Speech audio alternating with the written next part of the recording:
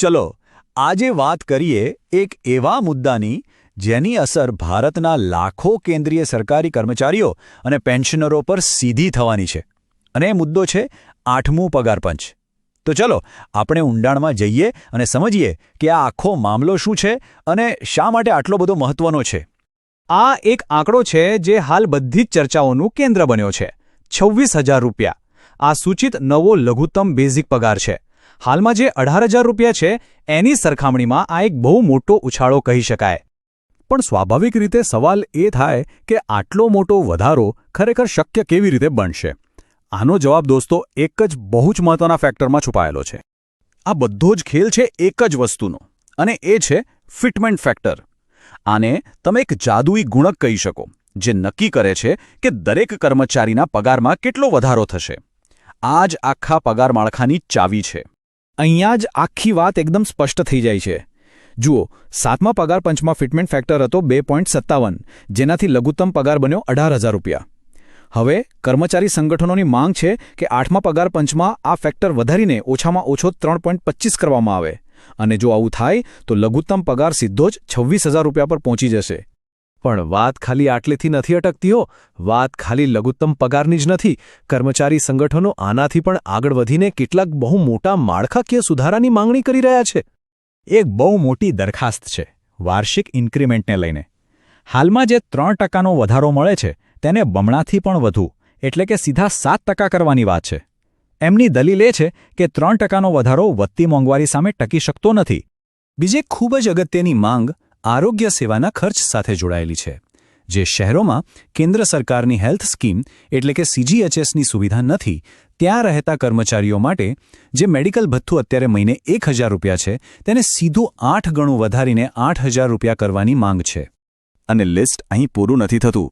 આ ઉપરાંત વર્ષમાં 2 ઇન્ક્રીમેન્ટ, નોકરીના 30 વર્ષમાં ઓછામાં ઓછી 5 ગેરંટીડ બઢતી અને રિટાયરમેન્ટ વખતે રજાના રોકડમાં વધારો, આવી ઘણી માંગણીઓ છે.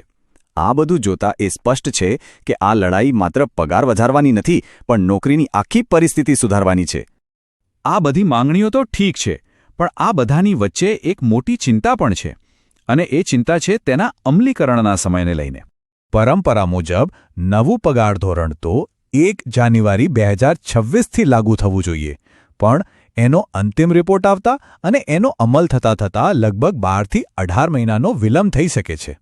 તો આ જે વિલંબ છે એટલે કે જે તારીખથી પગાર વધારો મળવો જોઈએ અને જે તારીખે ખરેખર મળશે એની વચ્ચેના ગેપે એક બહુ મોટી ચિંતા ઊભી કરી છે. એક વાત બહુ ચર્ચાઈ રહી છે કે શું કર્મચારીઓને આના કારણે 4 થી 5 લાખ રૂપિયાનું નુકસાન થઈ શકે છે? પણ કેવી રીતે? આખી ગણતરીનો આધાર છે મોંઘવારી ભથ્થું એટલે કે ડીએ. યુનિયનોની માંગ છે કે જે ડીએ અત્યારે 50%થી પણ વધુ છે તેને બેઝિક પગારમાં જ ભેળવી દેવામાં આવે. જો આમ થાય તો બીજા ભથ્થાઓની ગણતરી માટે એક બહુ મોટો નવો બેઝિક પગાર તૈયાર થશે. પણ અહીં જ એક મોટું વળાંક આવે છે. સરકારે સંસદમાં સ્પષ્ટપણે કહ્યું છે કે હાલમાં ડીએને મૂળભૂત પગાર સાથે જોડવાનો કોઈ જ પ્રસ્તાવ વિચારણા હેઠળ નથી. તો આનો મતલબ એ થયો કે જો ડીએ જોડાય નહીં અને અમલીકરણમાં મોડું થાય તો કર્મચારીઓને એચઆરએ જેવા ભથ્થા પર મળતી બાકી રકમ એટલે કે એરિયર્સમાં નુકસાન થઈ શકે છે. તો આ નુકસાનની ગણતરી કેવી રીતે થાય છે? ચાલો એકદમ સરળ રીતે સમજીએ. પહેલું, નવા અને જૂના બેઝિક પગાર પર મળતા હાઉસ રેન્ટ એલાઉન્સ એટલે કે એચઆરએનો તફાવત કાઢો. બીજું, એ તફાવતને સંભવિત વિલંબ એટલે કે માની લો કે 18 મહિનાથી ગુણો. અને ત્રીજું, એમાં ટ્રાવેલ એલાઉન્સના તફાવતને પણ ઉમેરો. આ ગણતરી બતાવે છે કે એરિયર્સમાં એક મોટી રકમનું નુકસાન થઈ શકે છે. અત્યાર સુધી આપણે કર્મચારીઓની માંગ જોઈ. હવે સિક્કાની બીજી બાજુ પણ જોવી એટલી જ જરૂરી છે અને એ છે સરકાર સામેનો જંગી નાણાકીય પડકાર.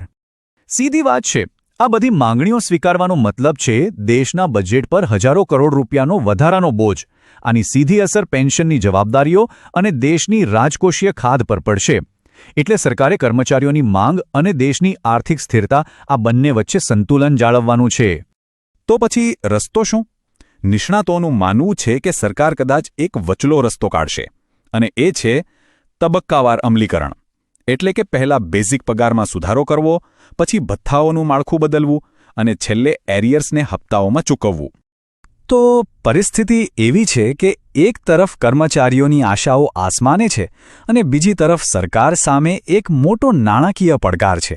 તો સવાલ એ છે કે હવે આગળ શું થશે? આ વાત બિલકુલ સાચી છે. આ મુદ્દો ખાલી પગાર વધારાનો નથી. આ એક વ્યાપક સેવા સુધારણાની વાત છે. આનો જે પણ નિર્ણય આવશે તે સરકારી કર્મચારીઓની આખી પેઢી માટે નોકરીની શરતોને નવેસરથી વ્યાખ્યાયિત કરશે. તો અંતે સવાલ એ જ છે, કર્મચારીઓની આકાંક્ષાઓ અને રાષ્ટ્રીય બજેટની વાસ્તવિકતા, આ બેમાંથી શું વધારે ભારે પડશે? આ એક એવો નિર્ણય હશે જેની પર સૌની નજર રહેશે અને જેની અસર આવનારા ઘણા વર્ષો સુધી જોવા મળશે. લેટ્સ અપડેટ 13 સાથે જોડાયેલા રહો. સાચા સમાચાર, સરકારી અપડેટ અને મહત્વપૂર્ણ માહિતી માટે ચેનલને સબસ્ક્રાઇબ કરો અને બેલ આઇકોન દબાવવાનું ભૂલશો નહીં. Stay update, stay smart.